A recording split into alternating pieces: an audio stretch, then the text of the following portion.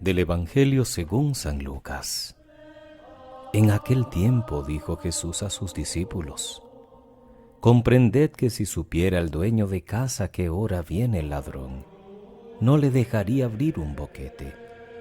Lo mismo vosotros, estad preparados, porque a la hora que menos penséis viene el Hijo del Hombre. Pedro le preguntó: Señor, ¿has dicho esa parábola por nosotros o por todos? El Señor le respondió: ¿Quién es el administrador fiel y solícito a quien el amo ha puesto al frente de su servidumbre para que les reparta la ración a sus horas? Dichoso el criado a quien su amo al llegar lo encuentre portándose así. Os aseguro que lo pondrá al frente de todos sus bienes. Pero si el empleado piensa: mi amo tarda en llegar, y empieza a pegarles a los mozos y a las muchachas, a comer y beber y emborracharse, llegará el amo de ese criado el día y a la hora que menos lo espera y lo despedirá, condenándolo a la pena de los que no son fieles. El criado que sabe lo que su amo quiere y no está dispuesto a ponerlo por obra, recibirá muchos azotes. El que no lo sabe, pero hace algo digno de castigo, recibirá pocos. Al que mucho se le dio, mucho se le exigirá.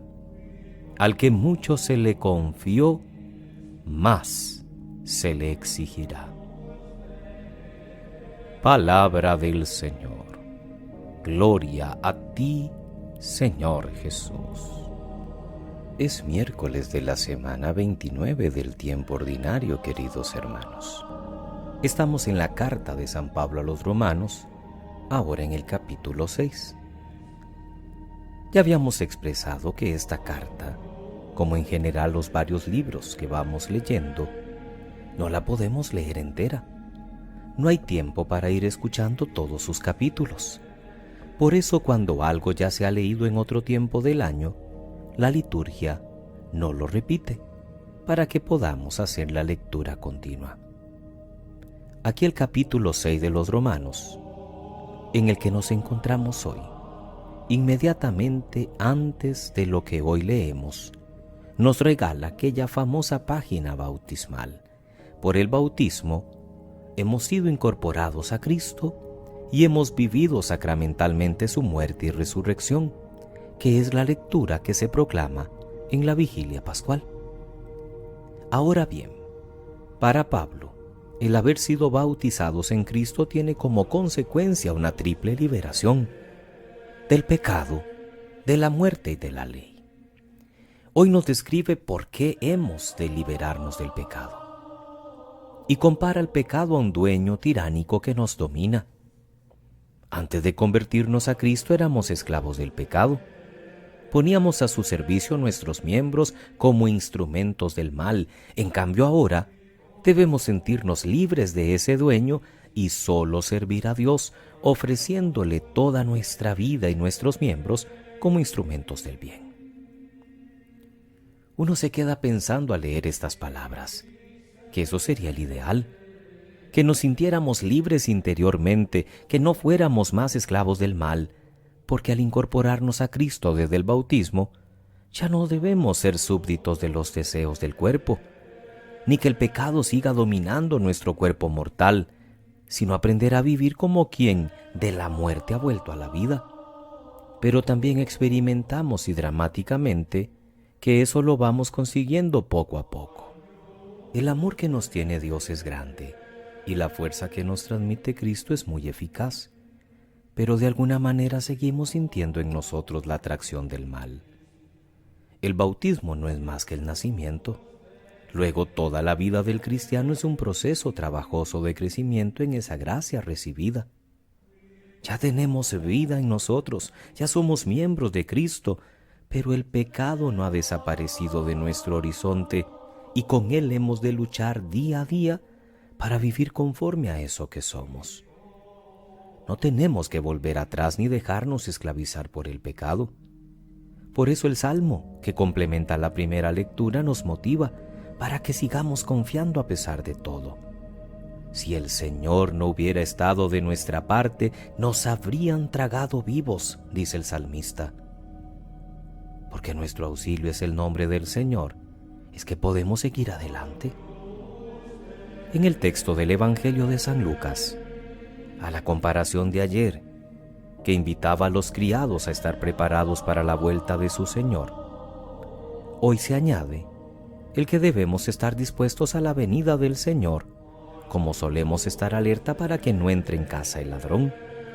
Y la comparación hace referencia a que nadie sabe cuándo podría venir alguien a querer robarse lo nuestro. Por eso estamos atentos, tomamos previsiones, dormimos con un ojo cerrado y otro abierto, indicando que a veces estamos pendientes de algún ruido extraño para inmediatamente levantarnos.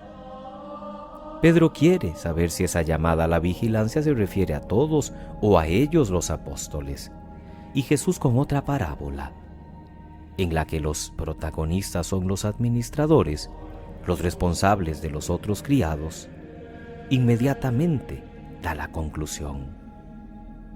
Al que mucho se le confió, más se le exigirá. Todos tenemos el peligro de la pereza en nuestra propia vida de fe, o del acomodarnos, muchas veces sin tanta preocupación.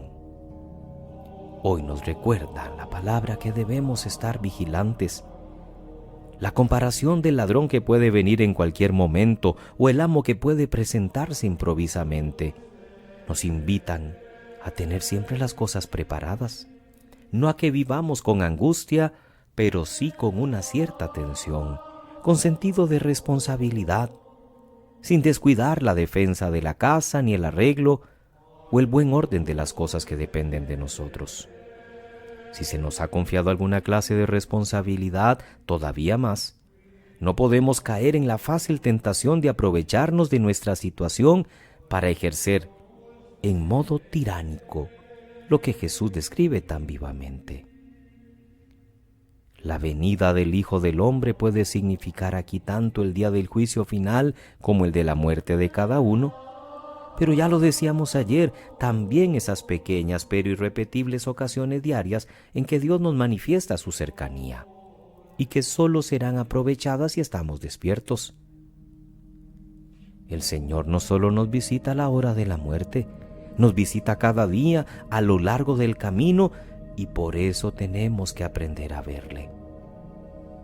En el Apocalipsis el ángel le dice a los cristianos que vivan atentos porque podrían desperdiciar el momento de la visita del Señor.